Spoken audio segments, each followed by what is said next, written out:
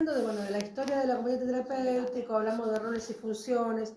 La semana pasada hablamos un poco de algunas cuestiones que tienen que ver con el posicionamiento, ¿sí? Vamos a hablar hoy del perfil que debe tener una persona que se quiere dedicar a esto, no solamente a esto, a todo lo que tenga que ver con salud mental o el trabajo con otros. Muy bien. Quiero empezar con esta frase que dice: cualquier método es bueno si existe contacto personal, poner el cuerpo y lograr un vínculo fuerte. Pero para realizar un contacto personal profundo es esencial una verdadera relación de ayuda válida y cálida que se enmarque en la generosidad y la capacidad de donación del adulto en general. Carl Jung es un psicólogo de una de las ramas o de las distintas teorías que hay de psicología. Y yo quería centrarme en esto. Siempre hablamos de vínculo, ¿sí?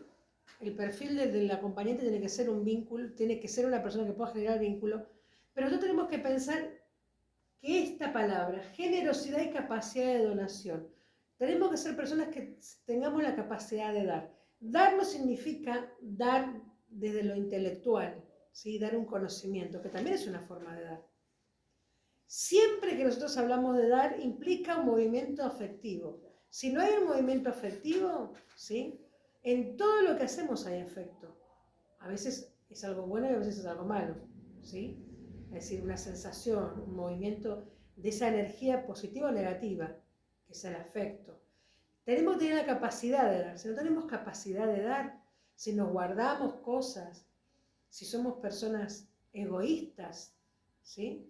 Si lo hacemos por ego, si lo hacemos por soberbia, por sentir que yo soy superior a un otro y que necesita esa persona de mí, estoy equivocado. ¿Por qué? Porque es verdad que esa persona necesita de mí, porque está padeciendo, pero yo también necesito de ella, aunque no lo quiere reconocer. Muy bien, principios básicos del vínculo. El vínculo terapéutico hace referencia a la atadura, ¿sí? Este es el concepto bien psicológico. Unión o relación que se establece entre terapeuta y paciente, ¿sí? Dentro de un contexto, que eso se llama encuadre. Dentro del encuadre de trabajo, que después vamos a ver el concepto de encuadre más adelante, se da un vínculo. Ese vínculo se habla de una atadura. Una atadura es como un hilo mágico que se crea entre el paciente, en este caso el acompañado, y aquel que está acompañando.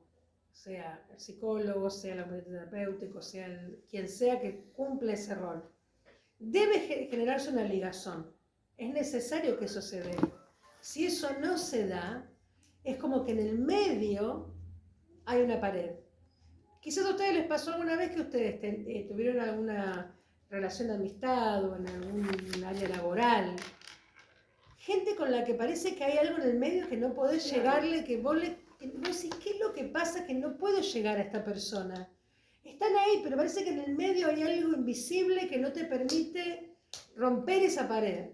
Bueno, el terapeuta tiene que buscar la forma y tener la habilidad, desarrollar esa capacidad de poder romper todos los obstáculos para poder lograr esa unión. ¿Sí? Crear un lazo auténtico y único. Eso se llama vínculo transferencial. ¿Sí? Son conceptos bien tomados de la psicología que lo vamos a desarrollar hoy. ¿Sí? Vamos a detenernos ahora, justamente dice en ese concepto. La transferencia. Vamos a ver de tres autores. Freud habla de que la transferencia es una recreación de las fantasías infantiles. ¿Sí? Es algo actual que está viviendo el paciente que lo transfiere y que ve en ese terapeuta algo que tiene que ver con sus propias fantasías. Por ejemplo, un paciente puede relacionar a su terapeuta con su mamá, ¿sí? Con ese vínculo, por ejemplo, a mí me pasa eso. Yo personalmente, hablo de mí. La gente en mí traslada una imagen maternal, por lo general.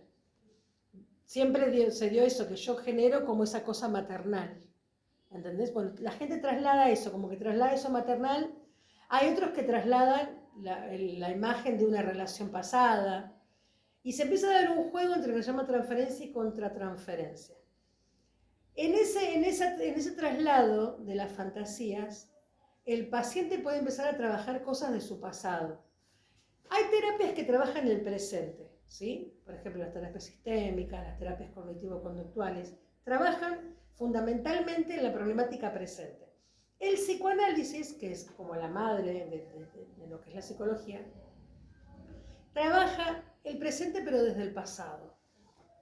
¿Por qué? Porque todo lo que sucede tiene una raíz en nuestro pasado. Entonces, el traslado de estas fantasías es muy importante, porque el vínculo parental primario, esa relación con ese padre, esa relación con esa madre, las situaciones que haya vivido, se trasladan hacia lo que esa persona a la que se le otorga un saber, que es el analista o el terapeuta, se trasladan hacia él y hace que se genere un movimiento que no es consciente. No es que el paciente dice...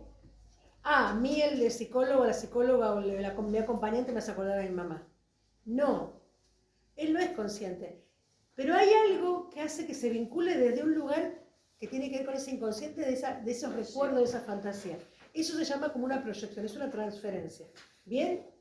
Muy bien. Puede ser positiva la transferencia, cuando hay ternura, hay amor, hay un vínculo afectivo, y puede ser negativa cuando hacia esa persona se generan actitudes hostiles, es decir, hay una resistencia, no hay un vínculo con ese terapeuta, y quizás no es por el terapeuta ni por el acompañante, sino por lo que a ese paciente le remite a esa persona. Que es necesario trabajarlo para entender por qué no se genera, por qué es tan hostil, por qué cada vez que yo voy se encierra. Vamos a acompañar a alguien y lo único que hace es insultarme, me trata mal. ¿Qué es lo que está pasando? ¿Es problema mío? ¿Soy yo? No, hay que pensar en esto, en la transferencia. ¿Qué le está pasando a ese paciente? ¿Qué ve en vos? ¿Qué está viendo en mí para generar esa hostilidad? Y a partir de eso también se puede trabajar, a partir de lo negativo. No es que eso obtura y que no puedo hacer nada. No, tengo que sacar de ahí y ver qué es lo que le está pasando a él, qué genera este encuentro en él o en ella para poder ir destrabando y trabajando esa sensación. Porque tiene que ver con algo de su historia. Bien, Melanie Klein, ella trabaja mucho el vínculo de la relación madre-hijo, ¿sí? Melanie Klein habla de una reescenificación, reescenificar, es decir, volver a poner en escena, ¿sí? Este vínculo que se entabla lo que hace es poner en escena nuevamente situaciones que ese sujeto vivió, pero inconscientemente. ¿Sí? Vuelve a poner emociones, sentimientos, en una nueva escena que tiene que ver con el contexto del acompañamiento de la terapia, de ese encuadre. ¿Sí? Entonces, todas las fantasías inconscientes se ponen en escena y lo que hace es, se debe utilizar la figura del analista para revivir esas fantasías inconscientes. Acá dice analista porque estamos parados bien de la psicología, pero entendamos que nosotros en nuestro rol de acompañantes todo el tiempo movemos esas cuestiones en los acompañados. Si bien nosotros no hacemos terapia, no somos psicólogos, sí somos personas que trabajamos desde ese lugar y acompañamos todo un proceso terapéutico. ¿Sí? Somos acompañantes terapéuticos. Debemos tener esas herramientas también. Y Winnicott, que Winnicott trabaja mucho, tiene mucho trabajo en relación al juego, él trabaja mucho lo que se llama el objeto transferencial. Él habla del fenómeno de la transferencia y habla de una réplica del lazo materno. Él habla, por ejemplo, que los nenes, por ejemplo, cuando se va la mamá, se quedan con un osito, o si sienten el olor miren la mantita cuando son bebés, y sienten el olor de la mamá, se quedan con la mantita. Bueno, ese es un objeto transaccional. Es un objeto que lo que hace es permitir que el despegue de esa madre a través de un objeto intermedio, ¿sí? Eso es un proceso, es el proceso de despegue normal. Hay que generar eso. Muchas madres no lo hacen. Tienen que estar ellas. Entonces eso genera después patología. Bueno, entonces él habla de esta sensación, ¿no? De la importancia que tiene que ver con esto del desapego y cómo generar esos espacios para que ese vínculo, aquello que está generando, pueda ser superado. ¿Bien? Muy bien. Vínculo de transferencia. Es necesario para que se dé ese vínculo del que estamos hablando, que es fundamental que en el perfil del acompañante sea una persona que pueda generar vínculo. Debe, primero, aceptar el deseo de trabajar en aquello que le acontece. ¿Quién? El acompañado. Yo tengo que trabajar desde mi lugar para que el paciente en el que estoy acompañado pueda reconocer y pueda aceptar qué cosas necesita trabajar. ¿Sí? No lo voy a presionar, no lo voy a obligar. Voy a tratar de generar espacios, ambientes, estrategias para que el otro reconozca qué es lo que necesita hacer con su vida. ¿Sí? Si es con niños, es una forma de trabajo. Si es con pacientes psiquiátricos, es una forma de trabajo. Pero el otro debe aceptar que necesita modificar cosas. Si yo no logro que el otro se abra, va a ser una rutina sin sentido. ¿Sí? Tiene que reconocerle, tiene que haber un reconocimiento de un saber. Si yo estoy acompañando a alguien es porque yo tengo herramientas para brindarle a ese otro, ¿sí? Y el otro tiene que reconocerme un saber. Es como ir al médico y yo no creerle al médico. ¿Para qué voy? Yo voy al médico porque creo que el médico sabe, ¿o no? Voy a estudiar porque creo que el profesor sabe un poco más que yo y yo quiero saber. Y el acompañante tiene que generar en ese acompañado esa sensación de que yo puedo ayudarte. Y él tiene que creer en que yo puedo ayudar. Si yo no hay una credibilidad, es inútil todo. Si yo no genero credibilidad, no sirve nada. Porque los vínculos se basan en el respeto, se basan en la confianza y en la credibilidad. No solamente en los vínculos terapéuticos, en los vínculos en la vida. Si yo no le creo a mi amiga, si yo no confío en mi amiga, ¿para qué somos amigos? No es el afecto solo, no es válido. En la pareja, si no hay credibilidad en el otro, si yo no creo en el otro, si yo no confío que el otro tiene algo, que el otro, no puede haber un vínculo sano. Entonces, son bases fundamentales. Creer que el otro tiene algo para dar. ¿Bien? Muy bien. Generar confianza, ¿sí? Ahora, ¿qué puede pasar? Y esto le puede pasar en la escuela, con el profesor, con el terapeuta, con el acompañado. Puede generarse signo de enamoramiento. ¿Sí? Un acompañante con un acompañado se genera un vínculo que el acompañado está enamorado, está como embelesado, como esa cosa, ay sí, como que él es mágico.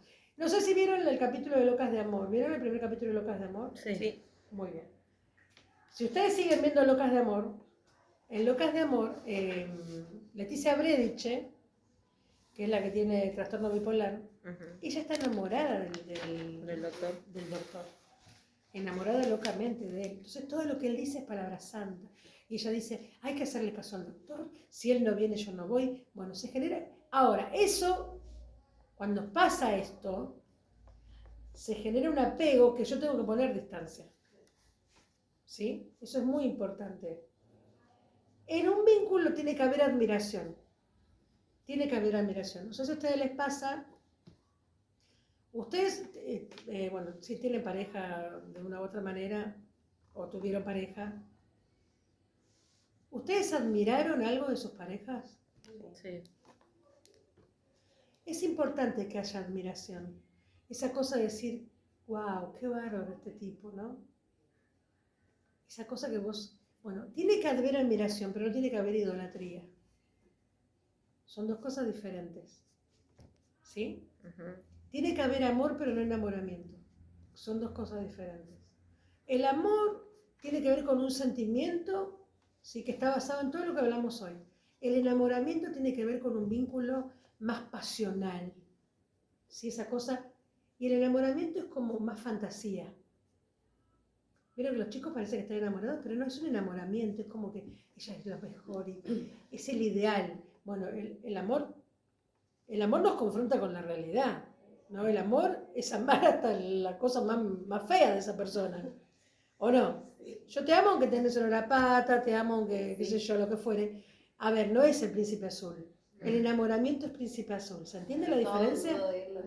El enamoramiento es el príncipe azul. Es el primer momento de una relación, ponele. Es una etapa en la pareja. Claro, pero a veces en la fantasía que se mueve está el enamoramiento.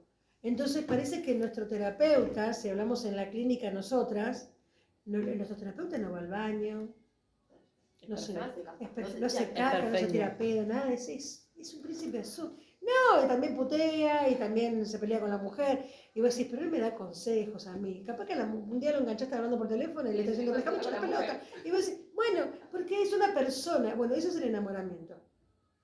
Cuando se genera ese enamoramiento hay que romperlo, porque hay una fantasía que no existe.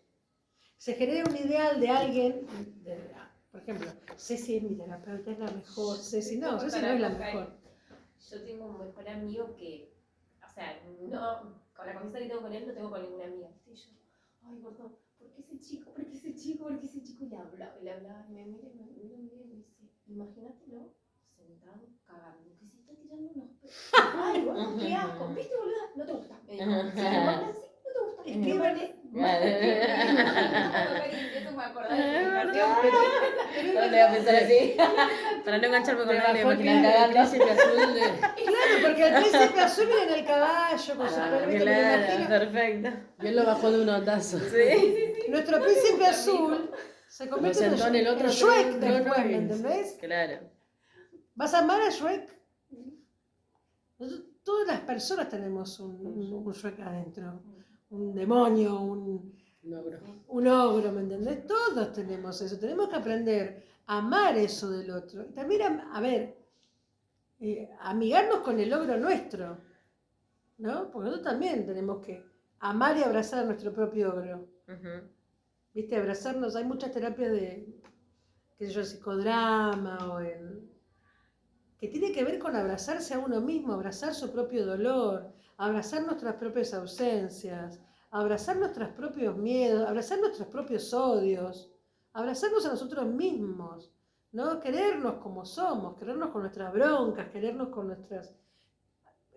No es vivir enamorados eternamente como que fuéramos perfectos, porque hay gente que vive enamorada como que nunca le pasa nada, como que todo está bien. No, abrazate con lo que te pasa a vos también.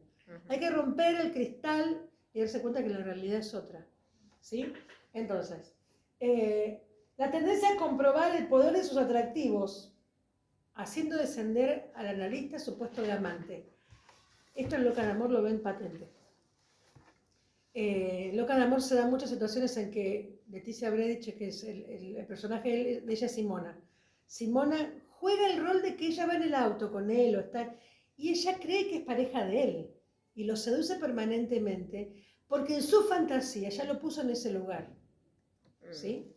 ¿Nunca les pasó a ustedes que tuvieron un amigo o una amiga que ustedes eran como que lo vivían como que era su novio, pero no era su novio en realidad, era su amigo? Pero vos jugabas esa relación como que iban a todos lados juntos. En tu fantasía era como que, bueno, pues si ibas a tal lugar, ahí voy con fulano, ¿no me acompañás? Vivían como una relación de pareja sin ser una pareja, eran amigos. Uno se pone en un lugar inconscientemente y pone al otro en un lugar que el otro no pidió ser puesto. No pidió ese lugar. Uno le dio ese lugar. Entonces, como acompañantes tenemos que tener la suficiente distancia, que se llama distancia óptima, dentro del vínculo. Es decir, es un vínculo que se debe generar donde hay afecto, donde se va a mover la transferencia y la contratransferencia, pero que tiene que generar una distancia óptima. Es decir, yo me puedo acercar, me puedo vincular, tengo que amar, pero hasta cierta distancia. Cuando esa distancia óptima se pierde, se generan estos tipos de vínculos. Se generan dependencias, se generan confusiones, se entienden mensajes que no son. Por ejemplo, mensajes que no son en el sentido de, si yo llamo a fulano a tal hora y me atiende, a todos nos pasan estas cosas, nos han pasado de adolescentes o de adultos. Ay, sí, pero yo lo llamo y me atiende siempre. ¿Por qué me atiende? Por algo es. ¿O no te diste cuenta cómo me miró cuando yo llegué? Esas cosas, ¿qué tiene que ver con la fantasía? El otro no es que me miró porque me miró como mujer, con deseo de, Me miró porque soy una persona linda, me arreglé, digo, qué linda que estás. Ay, me dijo qué linda que estoy. Y sí, yo sabía que estaba muerto conmigo. O, no sé, me llama para ver si llegué bien. Y capaz que la persona lo hace de onda. Bueno, eso ahí se rompió la distancia óptima. ¿Se entiende? Entonces, uno que está de este lugar, que es el lugar del saber, como acompañante, debe aprender a captar esos mensajes. ¿Sí? Debe captarlos para poder enseguida desviarse, ¿sí? Para cancelar eso y que eso no llegue a una confusión mayor. ¿Bien? Otro tema, miren, esto es muy importante. Cuando hay una cuestión que no está buena, cuando hay mejoría sin trabajo y esfuerzo. Quiero que vean Locas de Amor porque todo esto que les estoy enseñando está Ay, está todo. buenísimo. Una novela, sí. Todo esto que estoy acá explicando Yo lo está empecé todo en a Locas ver de y Amor. sí. Simona, en Simona ustedes van a ver el vínculo transferencial y contratransferencial de una manera maravillosa. Uno es esto, el cambio sin esfuerzos. En un vínculo terapéutico se supone que la persona está trabajando en algo que tiene que elaborar. Sea porque es una paciente psiquiátrica, sea que es una paciente que está acompañada por algún problema de salud o lo que fuere. Porque por algo tiene un terapeuta, o por algo tiene un acompañante terapéutico. Hay algo que tiene que trabajar.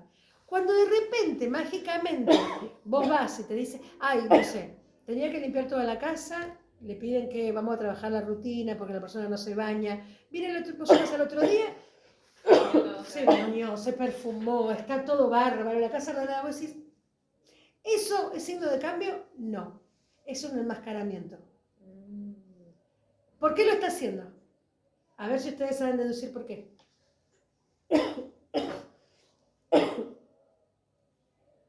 Tiene que ver con la seducción. Si yo le pido a Claro, alguien... es una manera de seducir al doctor del que está enamorada. Exacto. Para Si yo convencerlo. trabajo- ¿Es un poquito de agua? Claro. Sí. ¿Le das un vasito de agua? Sí, sí. Si yo estoy trabajando con alguien, que la persona está deprimida, que no se levanta, que no se baña, este mismo ejemplo, y yo estoy percibiendo que hay un vínculo, que se está entablando una relación de enamoramiento, de cierta fantasía que se mueve, y de repente al otro día llego y ya limpio la casa. Lo que está haciendo el otro, el paciente, es hacer todo lo que yo le pedí. ¿Cuál es el error ahí? Piénsenlo terapéuticamente. ¿Cuál es el error fundamental? ¿Está mal que lo haya hecho? No, porque hizo algo que... Pero lo Qué hizo bueno. para complacer, Muy solamente bien. no porque él lo sentía. Muy bien, esto es mirada clínica. Eso, muy bien. No lo está haciendo por ella, porque reconoce que necesita modificarlo. Y tampoco trabajó por hacerlo, porque tendría que haber vivido un proceso para lograr eso, porque en ese proceso es entender por qué no me baño, por qué no ordeno las cosas, qué me produce a mí esto. Uno tiene, ¿qué cambios son los significativos? Los que yo trabajé. Los cambios que son drásticos, siempre va a quedar algo solapado, va a quedar algo bajo la alfombra. Es como que yo limpié todo, metí toda la basura bajo la alfombra y la gente llega y dice, ¡ay, qué lindo! Pero le abriste la puerta del placar y se te vino toda la ropa encima. Porque un día ese terapeuta se va y otra vez se cae Exacto, todo. porque no solucionó su problema. Lo hizo por el otro, en esta fantasía de enamoramiento. Entonces, cada vez que nosotros tenemos un acompañamiento, estamos apoyando a alguien, ¿sí? Es necesario que ese proceso de acompañamiento sea un proceso de obstáculos, un proceso de dolor, un proceso que se vea el proceso.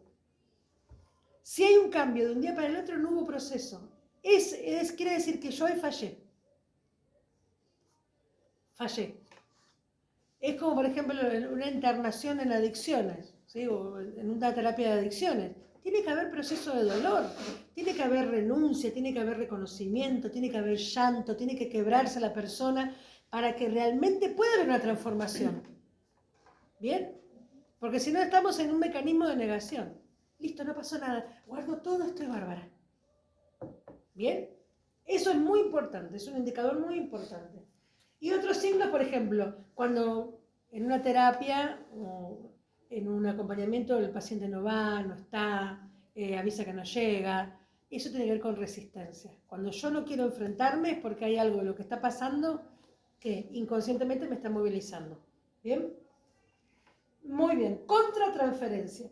La contratransferencia tiene que ver con lo que el analista, sí, con lo que el analista o el acompañar, aquel que tiene el rol del saber, siente en relación a lo que el otro me motiva.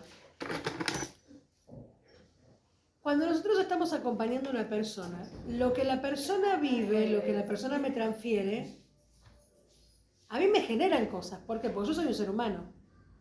¿Bien? Entonces, capaz que me genera rechazo. Por ejemplo, el otro día tuvimos, una psicóloga estuvo terapia con una paciente que está con depresión y hace más de un mes que no se baña. ¿Sí? Una chica joven. Llegó, vino, estuvo en el consultorio con ella. El olor de una persona que no se baña hace un mes. Pelo sucio. A ver. Hay situaciones que nos generan a nosotros cosas, o una persona que viene a terapia y te cuenta determinada cosa, o en el acompañamiento uno ve cosas en la familia. ¿Cuál es el secreto de la contratransferencia? Yo nunca debo manifestar qué es lo que yo siento en relación a eso. ¿Sí? ¿Qué es lo que yo siento en relación a eso? Lo que yo sienta, lo que yo piense, lo que yo considere, fuera del marco terapéutico que yo planifiqué, no es válido. Porque ahí ya el vínculo se rompe. Si yo, cuando la persona me cuenta algo, yo digo, ay, me pone tan triste lo que me decís. Listo, se rompió la confianza. Yo puedo decir, esta situación puede generar tristeza. Pero ¿qué hago con eso? ¿Sí? Entonces, es importante en la contratransferencia que yo guarde mi lugar siempre.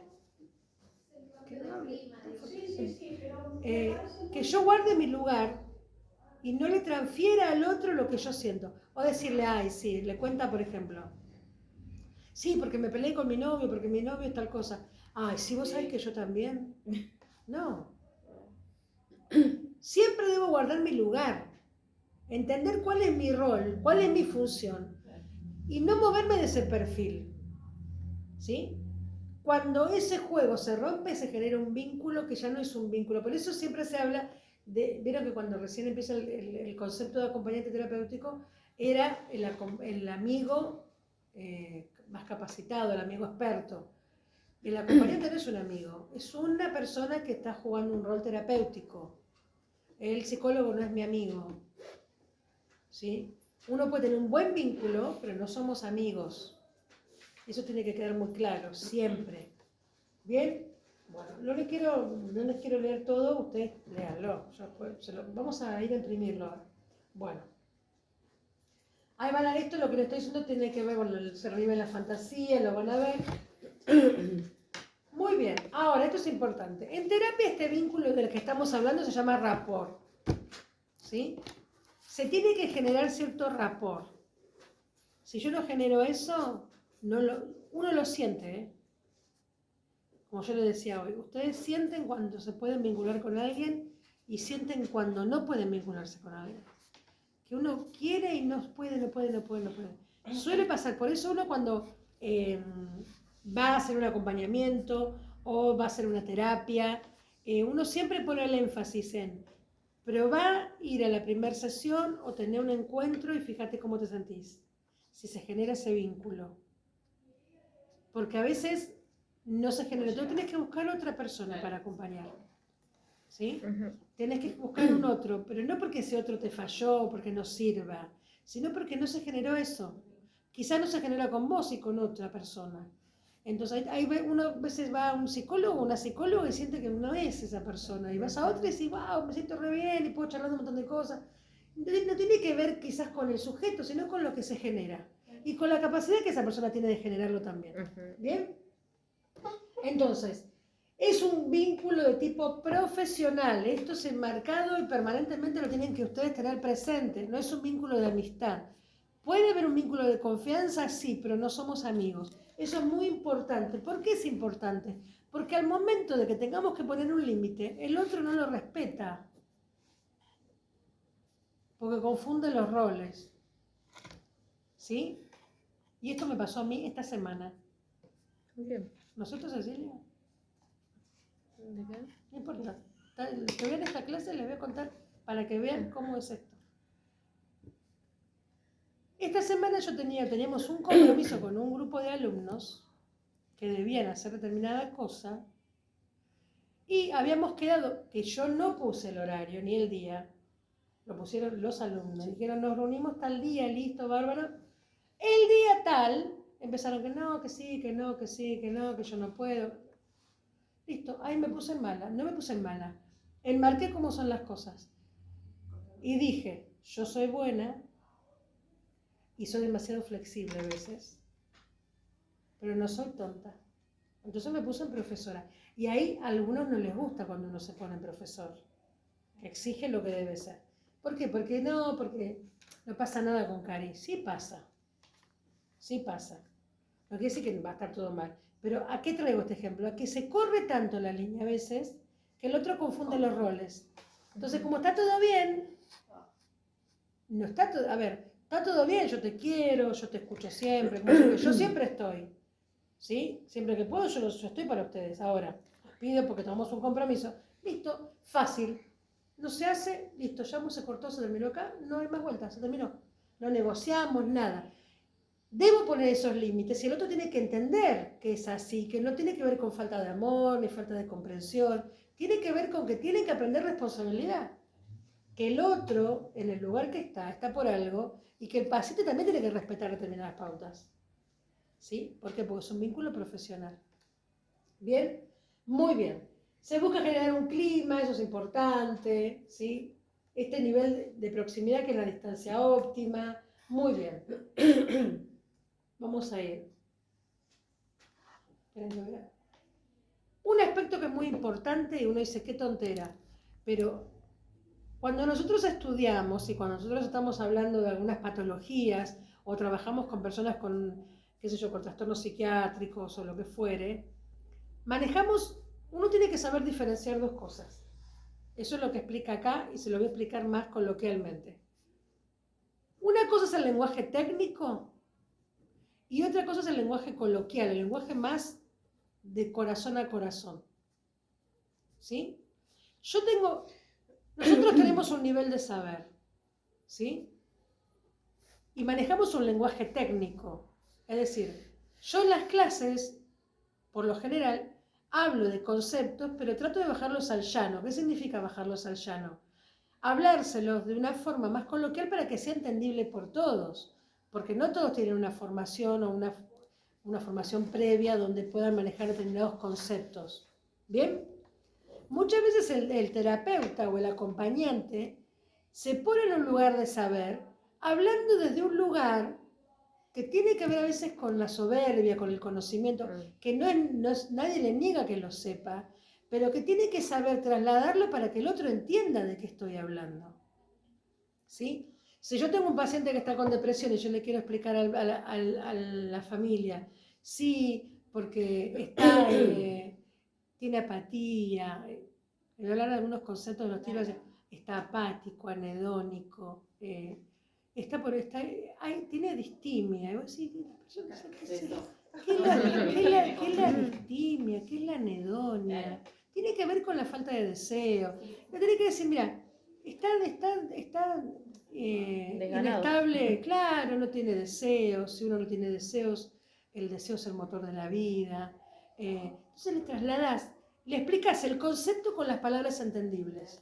Porque cuando yo me pongo en el lugar del saber, de un lenguaje técnico, genera una distancia del otro. El otro dice, qué cosa, ¿no? ¿Cómo hablo con esta persona? No Claro, es como cuando vas a un médico, el médico te habla todo tecnicismos. Y vos le decís, doctor, explíqueme qué me está diciendo. No, mire, lo que le estoy diciendo es esto, esto y esto. Eso es una capacidad que tenemos que tener nosotros. El saber que el otro me otorga no me lo da por el hecho de que yo sé un montón de palabras difíciles. Me lo otorga porque el saber se ve en la persona. Uno sabe cuando el otro sabe. Uno se da cuenta cuando el otro te está verseando. ¿Viste como el político? ¿Te das cuenta cuando te versean? O en la iglesia, cuando no sé, un pastor Vos te das cuenta cuando el otro te está metiendo un verso o cuando te está hablando realmente con un peso. Y no hay mejor forma de demostrar saber que con experiencia. ¿Sí? Eso no quiere decir que alguien que recién empieza no sepa, pero tiene experiencia de vida. Entonces, el lenguaje es fundamental.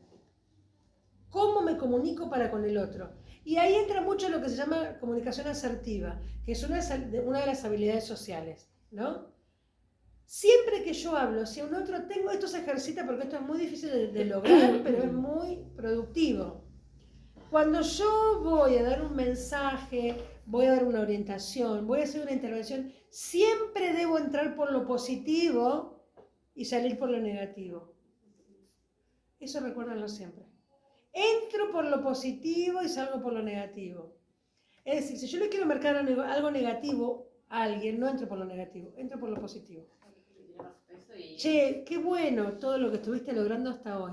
Estaría bueno que ahora trabajemos en esto. ¿Cuál era mi objetivo? Trabajar que no se levanta, ponele. Pero yo lo entré por lo positivo. Qué bueno que ahora llegué y te encontré despierto, o que no tardaste tanto en despertarte. Estaría bueno que te levantes. Bueno, entré por lo positivo para marcar lo negativo. Eso se llama comunicación asertiva, ¿sí? Eso genera autoestima, y no genera resistencia. Cuando yo le digo a alguien, pero siempre haces lo mismo, ya el otro se cerró, automáticamente. Se cierra y genera esta cuestión de la revancha, te voy a contestar, te voy a retrucar. Cuando yo le digo, en esto de siempre hacer lo mismo, ¿cuántas situaciones que estamos viviendo que son similares, ¿no es cierto? Le cambié el contexto, le estoy diciendo lo mismo. Estaría bueno que no se volviera a repetir esto, cambiarle el tono, cambiarle la forma. Hay un ejemplo que está en la Biblia, yo me remito mucho a la Biblia porque la Biblia es muy ilustrativa de un montón de cosas. Hay un capítulo en Apocalipsis que Dios le habla a la iglesia y le dice, veo que sos una iglesia que se esfuerza mucho y que trabaja por los pobres, y le tira un montón de flores, Dios, a la iglesia. Y le dice después, pero tengo contra ti que tal cosa. No le entró por la negativa, no le dijo, porque vos sos una iglesia o una persona que hace esto, lo otro, lo otro. No, le dijo todo lo bueno para luego resaltarle lo malo. O aquello que debían... Bueno, eso es lo que debemos que lograr en relación a nuestra forma de comunicarnos. Esto es un proceso cognitivo. Implica pensar muy bien lo que voy a decir. ¿Cómo quiero decir algo? Le quiero decir tal cosa y si se lo digo se pudre todo. A todos nos pasó esto alguna vez que si se lo digo ya sé que va a ser para problema. Bueno, proceso cognitivo. ¿Qué quiere decir? Pensar, razonar, buscar las palabras adecuadas, construir un contexto, construir una historia y a partir de ahí ir y decir lo que pienso. ¿De qué manera? De la mejor manera. Que sea una comunicación que termine siendo productiva, no destructiva. Porque a veces en las discusiones terminamos diciendo de todo y no logramos nada, en definitiva. Entonces eso es muy importante. El uso del lenguaje técnico es apropiado en reuniones que tienen que ver con equipo. ¿Sí? Yo hablo con otro profesional y voy a hablar en un lenguaje técnico si es necesario. En el contexto terapéutico tengo que hablar con un lenguaje más cercano a la persona, adecuándolo a su contexto cultural, ¿sí? Adecuándolo a su historia, trasladándolo con ilustraciones, con imágenes, con aquello que la persona entienda. Ejemplos, muchos ejemplos hay que usar. ¿Sí? Todo el tiempo, yo uso mucho ejemplo para que la persona entienda de qué estamos hablando. Eso es muy importante, tiene que ver con que yo pueda leer qué necesita el otro. ¿Bien? Muy bien, esto es fundamental. Nosotros siempre nos relacionamos con personas. ¿Es un paciente? Sí. ¿Está enfermo? Sí. ¿Tiene una condición X? Sí. ¿Necesita acompañamiento? Sí. Perfecto. ¿Qué es antes que todo eso? ¿Qué es? Una persona. Es una persona. ¿Y yo qué soy? Una persona. Yo no soy el acompañante. Cumplo ese rol en ese momento. Pero ¿yo qué soy?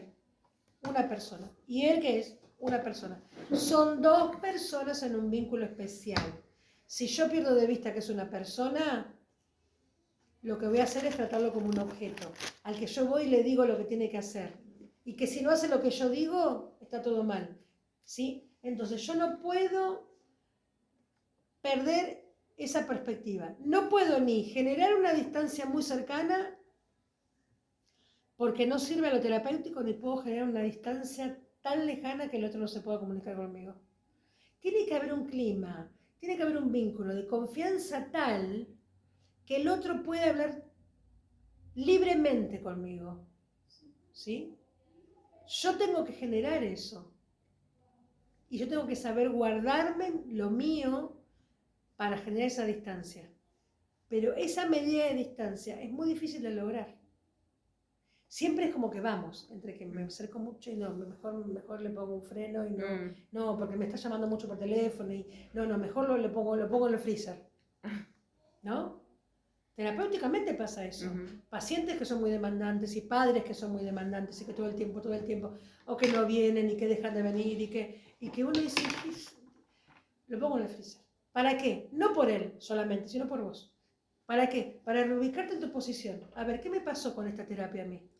¿Qué me está pasando con este paciente? ¿Qué me está pasando con este grupo? Que yo no puedo manejar esta distancia. También analizarnos nosotros. ¿Qué me pasa? Que no puedo, como que me acerco mucho, me alejo, como que no encuentro la distancia óptima. ¿Sí? Entonces, eso es muy importante que lo analicemos. Porque se juega todo el tiempo en nuestras relaciones. Tiempo que estamos como muy apegados y después de golpe. ¿Y qué onda? Que no llama más, y como que no podemos manejar esas distancias. ¿Sí? Entonces, eso es muy, pero muy importante. Muy bien, condiciones personales.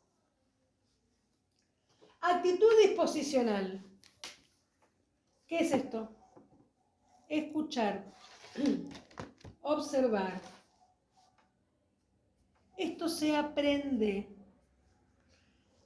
Siempre le voy a hacer hincapié en lo mismo, La mirada clínica es fundamental. ¿La mirada clínica es algo técnico? Sí, pero también es algo humano. Por eso hago hincapié en que somos personas vinculándonos con personas. Yo tengo que saber mirar, tengo que saber escuchar, tengo que saber leer lo que el otro me está diciendo y lo que me está transmitiendo. No todo lo que el otro me dice está puesto en palabras. ¿Sí? No todo lo que el otro dice está puesto en palabras. El silencio habla, las miradas hablan, los gestos corporales, cómo se sienta, cómo se para, si me mira, de qué altura me mira. Todo eso lo tengo que saber mirar. Todo eso lo tengo que saber leer. ¿Sí? Tiene que ver con qué capacidad tengo yo de estar dispuesto a tomarme ese tiempo de lectura. Cuando yo tengo un encuentro con un paciente, yo tengo que tomar nota de todo lo posible, por más insignificante que parezca. Se toca mucho las manos, cuando hablamos no me mira. Son cosas significativas para las cuales tengo que estar dispuesto. ¿Sí? No lean todo, yo les voy a decir. Después se los voy a dar, pues están leyendo la pantalla. Leen. Muy bien. Eso es el estar disponible que vimos la semana pasada. Brindar holding. Este es un concepto técnico que está explicado. Sostén. ¿Sí? A ver, el concepto de sostén viene arraigado desde el momento que estamos en la panza. Es una inscripción en nuestra memoria inconsciente. Nosotros cuando estábamos en la panza, ¿nos estábamos agarrados de algo? No, ¿qué nos sostenía? La panza. Estábamos contenidos, sostenidos. Cuando salimos del vientre de nuestra madre, ¿qué es lo primero que hacen las personas? Te sostiene. Esa sensación de sostén se traslada a lo emocional. ¿Sí? Nosotros, quiero que ustedes hagan memoria de algún momento en el que ustedes sintieron esa necesidad de que alguien los sostuviera. ¿Viste cuando vos sentís que te caes? ¿Sintieron algún momento de su vida que ustedes se caían? Como que nada te sostiene, ni tu casa, ni como que necesitas que alguien venga y te agarre, pero no porque vos te estés cayendo físicamente, te estás cayendo emocionalmente.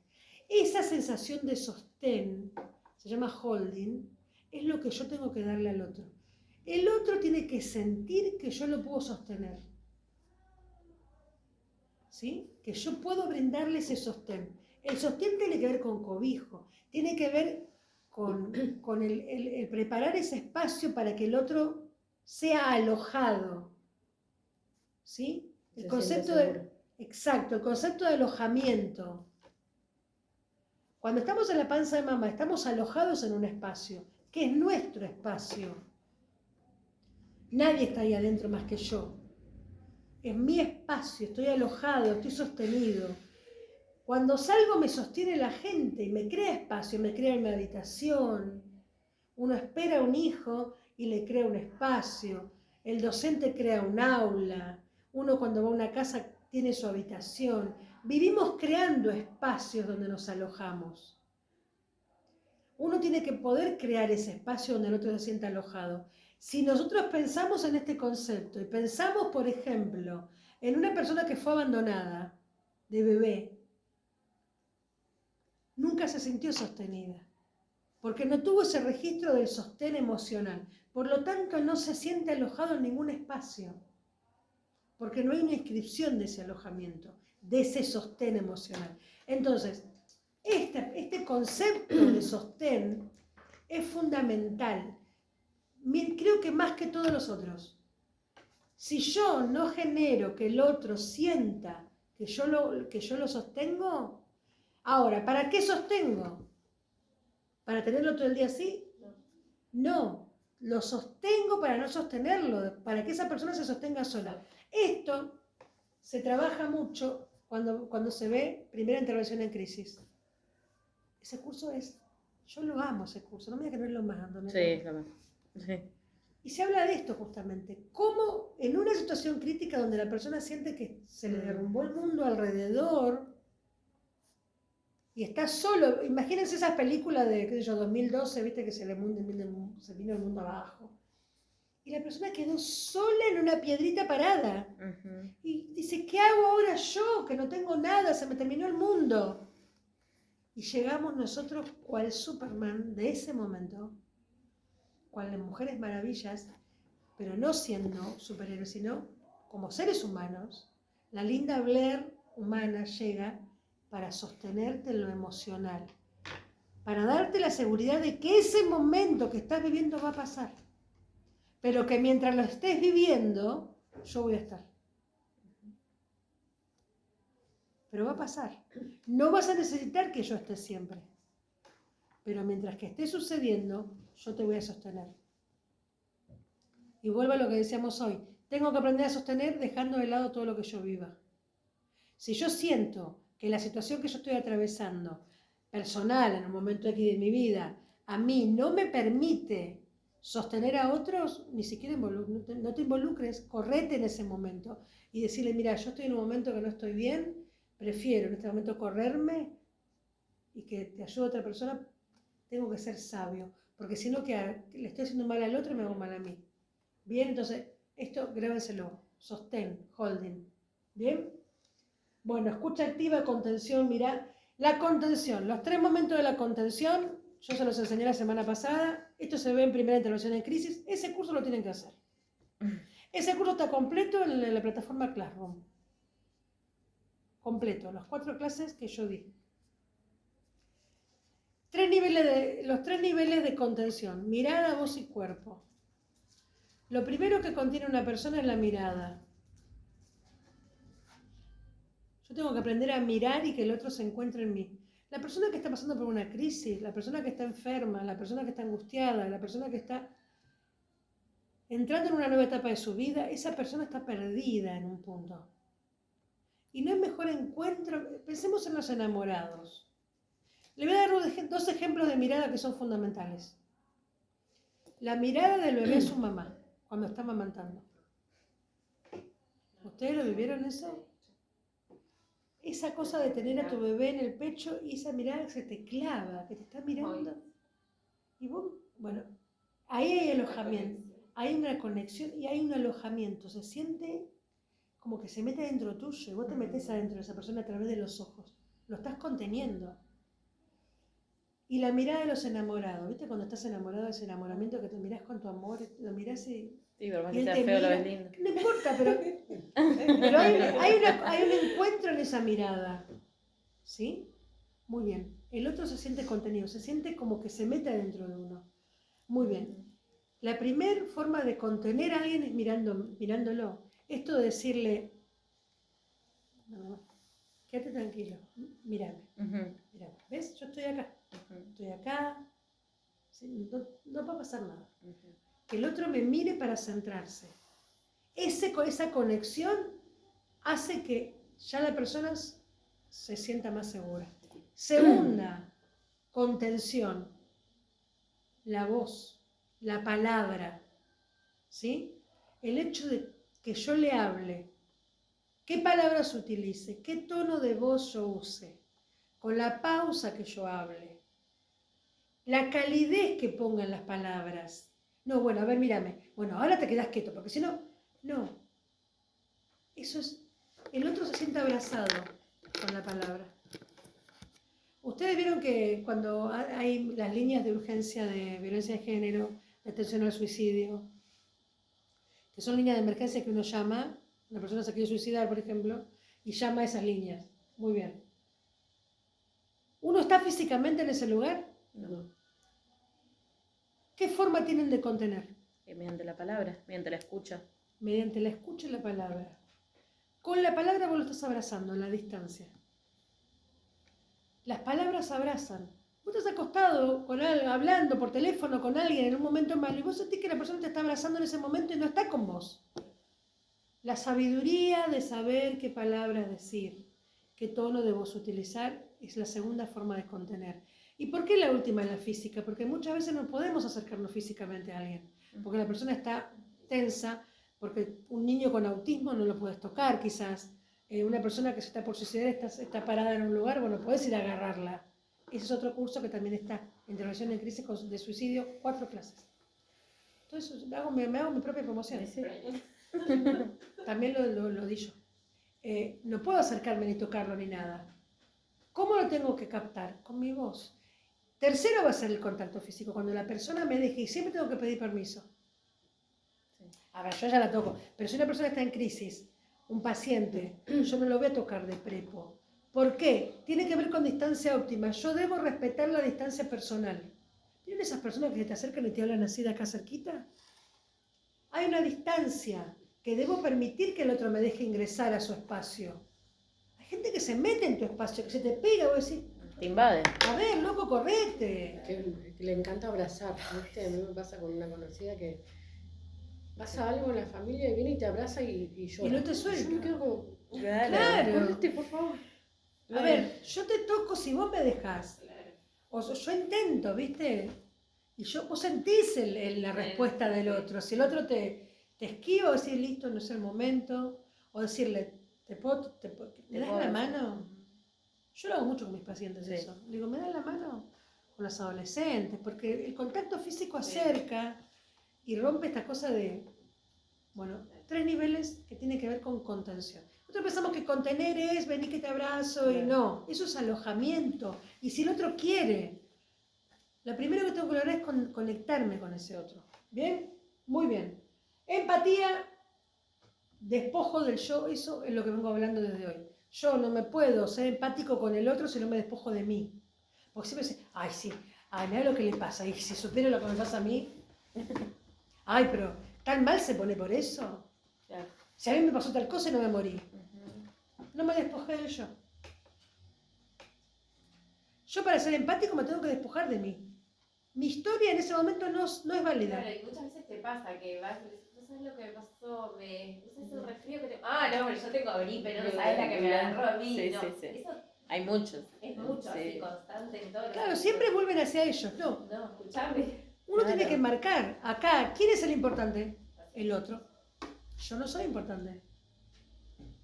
Nadie es importante más que esa persona en este momento.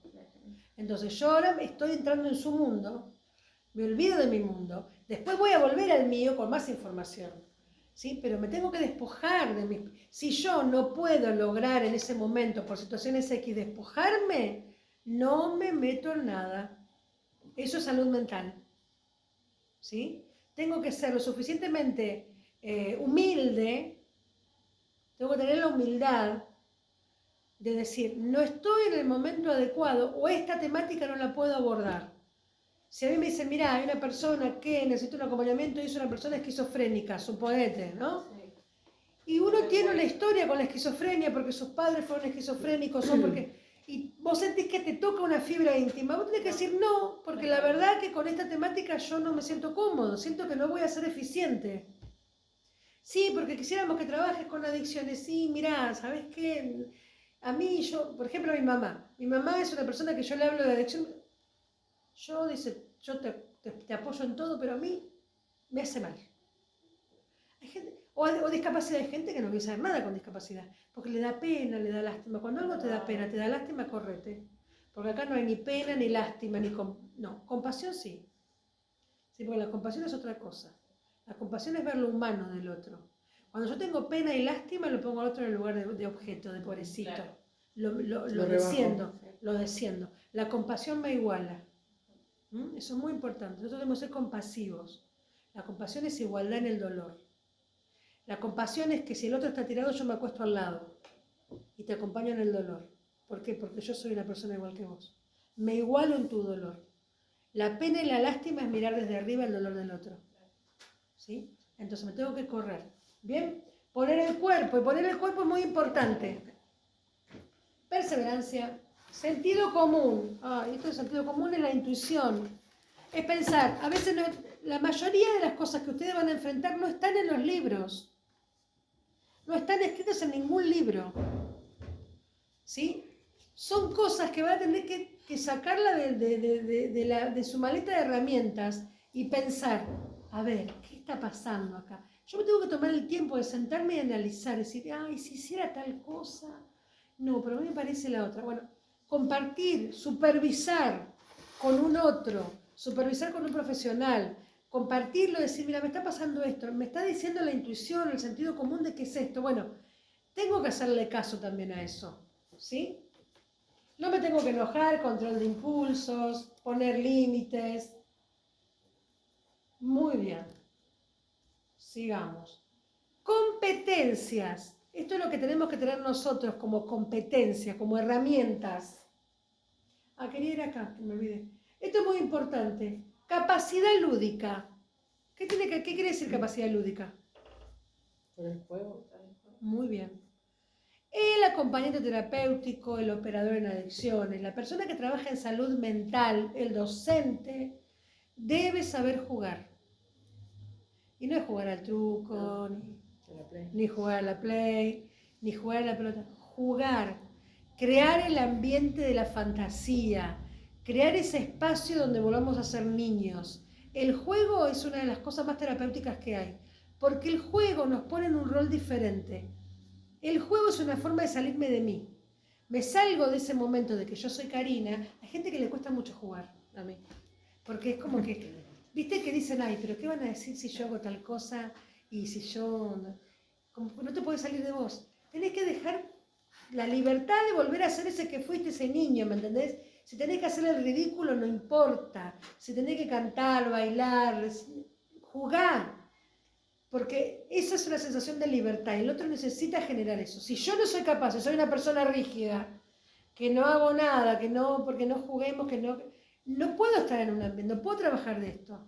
Necesito ser una persona que se pueda expresar, que pueda jugar. El primer lenguaje que tienen los niños, ¿saben cuál es el lenguaje más puro del niño? El juego. El niño que no juega es un niño que está enfermo. Esto, presten atención en todo. El niño que no juega es un niño enfermo. El niño debe jugar. Por eso pasa tanto ahora que los niños tienen tantos trastornos, porque los niños no juegan. Los niños se las pasan con los celulares. El niño no juega roles, el niño no tiene mundo de fantasía. El lenguaje, nuestro lenguaje es el lenguaje del juego, y nuestro lenguaje es un lenguaje simbólico. Lo simbólico se juega a través del juego. Antes que hacía un palo de escoba era un caballo, un palo de escoba era una espada, y nosotros, qué sé yo, una caja de cartón era un auto. Tal ¿Sí? cual. Ahora lo sacás de la pantalla y están sentados al lado tuyo diciendo, no, Enojados. no sé qué hacer. Exacto. No sé qué hacer. No saben, no crean representaciones, no pueden crear un mundo simbólico. Lo simbólico es fundamental en nuestra vida, la palabra es algo simbólico. La palabra no existe. ¿Quién creó la palabra? El hombre. Crea cada vez más palabras.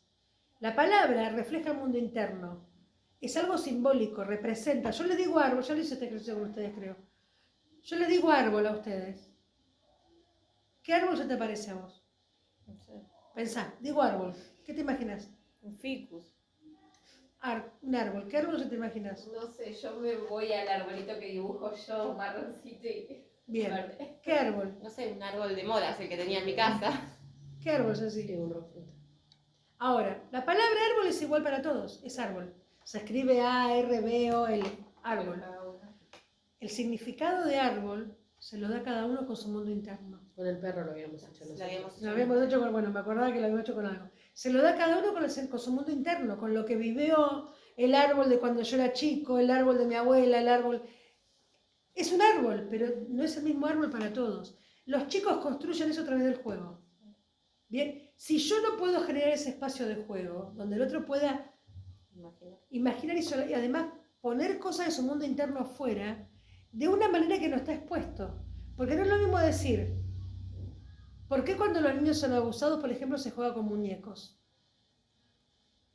Les doy un ejemplo claro. Un niño no va a venir a decir, me tocaron acá y allá, porque no lo entiende quizás. Va a tener dos muñecos y va a jugar y va a contar lo que le hicieron a través de los muñecos. Si ser expuesto traslada al mundo de lo simbólico, que significa el juego, una escena vivida. Por eso es importante. A veces pasa que escuchando a los nenes, yo me he quedado para ir escuchando, qué sé yo, a mis amigas separar y escuchaba a los nenes.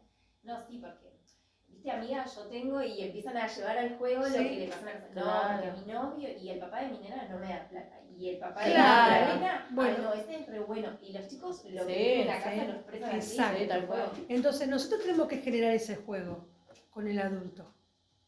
¿Sí? Y el juego, el teatro, la música. ¿Sí? Tenemos que tener conocimiento. Por eso se trabaja mucho en coordinación de grupos eso. Coordinación de grupos trabaja muchas técnicas que tienen que ver con exponernos, porque tenemos que cantar, saltar, bailar, exponer para que el otro pueda sacar ese mundo interno que está como bloqueado. ¿Bien? Bueno, ¿qué eres? 11 menos cuarto. Estamos bien, ¿no? Mi Bueno, persona fuimos. disponible se debe estar estresando. Ya nos vamos. Bueno, conocer y manejar urgencias psiquiátricas más frecuentes. Tengo que saber, esto se los marqué acá.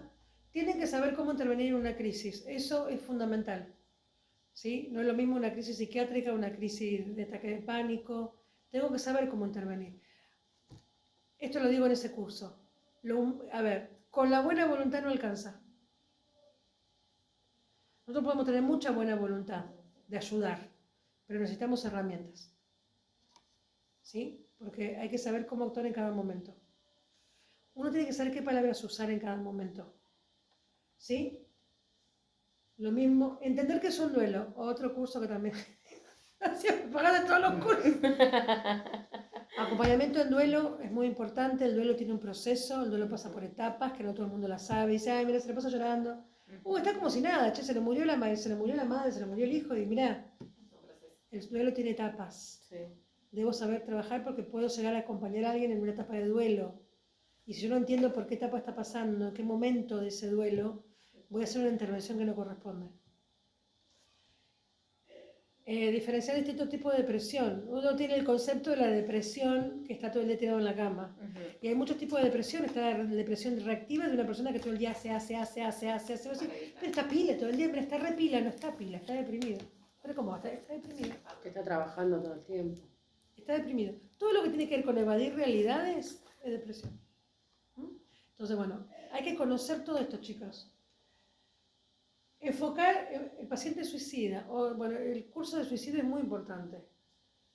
Uno dice, no, pero no sé, me dijo que se va a suicidar. Hay niveles de pensamiento, está el pensamiento suicida, está la ideación suicida, hay un montón, no es el suicidio en sí, hay cosas previas.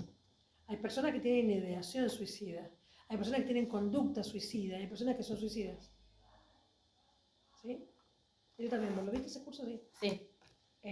3 niveles. Hay gente que vive con ideación suicida. Hay conductas que son suicidas que no tienen que ver solamente con me tomo unas pastillas. Hay conductas suicidas puntuales que no sabemos que son suicidas. Y bueno, comunicar, evitar interrogatorios. ¿Viste? ¿Por qué? ¿Y por qué estás así? ¿Y por qué no te levantaste? ¿A qué no te acostaste? No, a ver, no estás para hacer interrogatorios. Reformular, esto es muy importante. Puede ser una clase específicamente de comunicación. Reformular es cuando, por ejemplo, la persona me dice sí, porque la verdad que estoy repodrido.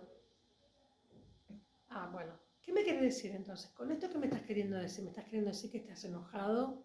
¿Que sentís un sentimiento adentro como que ya estás cansado?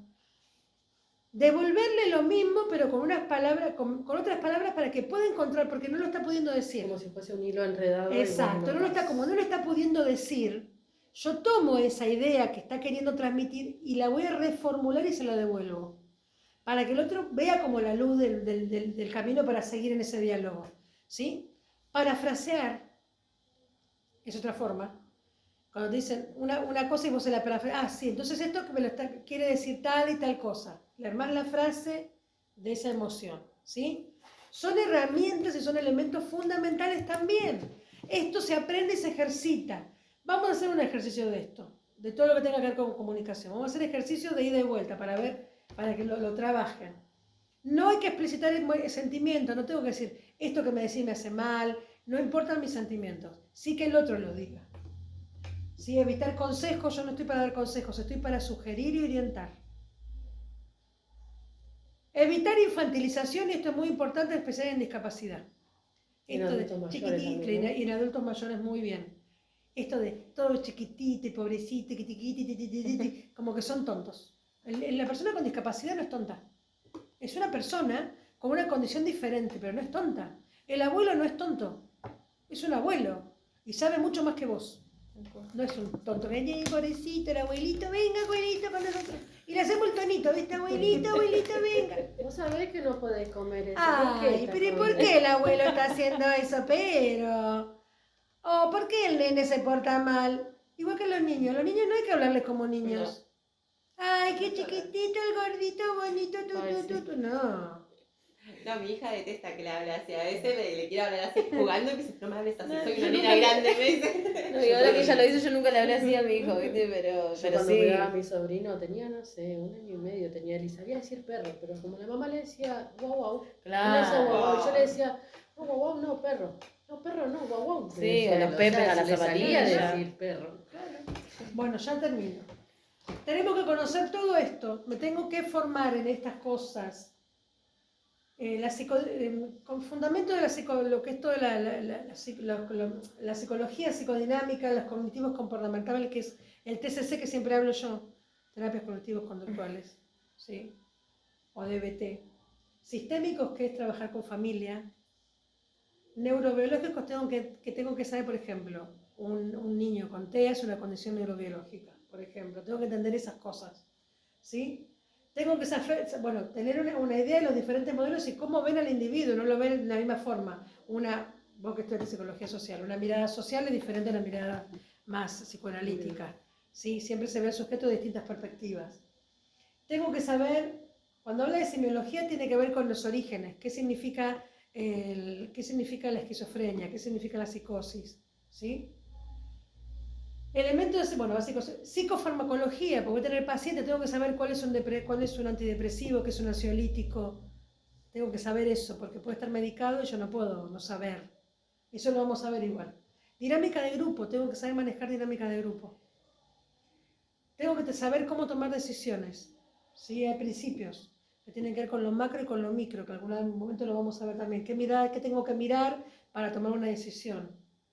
¿sí? Y tengo que saber qué herramientas incorporar. Bueno, terminamos. Disminuir el sufrimiento emocional del paciente, ese es el objetivo fundamental. Favorecer la reconstrucción de los lazos sociales, eso lo hablamos de reinscribirse en el ámbito que ya estaba. Promover el desarrollo de las potencialidades, todos tenemos potencialidades, de las capacidades que permitan el restablecimiento de los derechos de las personas a la salud y el desarrollo de un proyecto de vida sostenible. Algo que siempre le vamos a repetir, y que a veces en alguna clase no lo digo, todos somos sujetos de derechos. Si yo pierdo la perspectiva de que esa persona es una persona de derecho, primero es una persona, segundo tiene derechos. Y los dos principios éticos, el principio de vulnerabilidad humana y el principio de... Ay, se me fue. El principio de vulnerabilidad Lo tengo humana. anotado de la clase pasada, lo dijiste, sí. Qué vergüenza esta profesora que se le olvidó el principio ético. Cortalo. Cortalo. Bueno, después para la próxima clase. Misma hora, mismo canal. File. Lo puse en el Facebook, principio de vulnerabilidad humana y principio de... No me acuerdo, se me fue, se me borró totalmente. Bueno, esos dos principios que después se los voy a mandar. Se vio en la clase igual. Sí, pasado. Bueno, terminó este curso, esto fue grabado caseramente, así que besitos. Chao. La historia.